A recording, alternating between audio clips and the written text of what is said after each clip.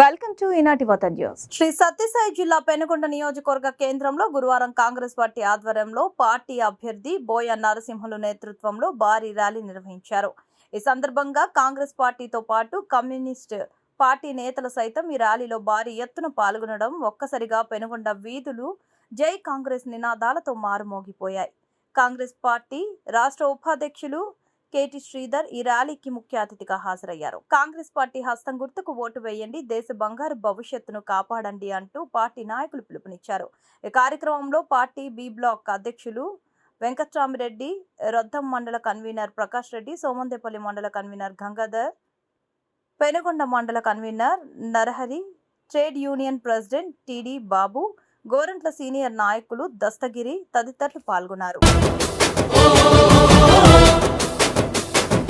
పట్టుకో కాంగ్రెస్ జెండా ఎత్తుకో నీ గుండెల నిండా, పట్టుకో కాంగ్రెస్ జెండా ఎత్తుకో నీ గుండెల నిండా, పట్టుకో కాంగ్రెస్ జెండా ఎత్తుకో నీ గుండెల నిండా, పట్టుకో కాంగ్రెస్ జెండా ఎత్తుకో నీ గుండెల నిండా. జగమే జై కొట్టిన జెండా, జగమే జై కొట్టిన జెండా, జగమే జై కొట్టిన జెండా, జనమే జై పట్టిన జెండా ఎత్తుకో బాలే బాలే పట్టుకో, పట్టుకో కాంగ్రెస్ జెండా ఎత్తుకో నీ గుండెల నిండా, పట్టుకో కాంగ్రెస్ జెండా ఎత్తుకో నీ గుండెల నిండా.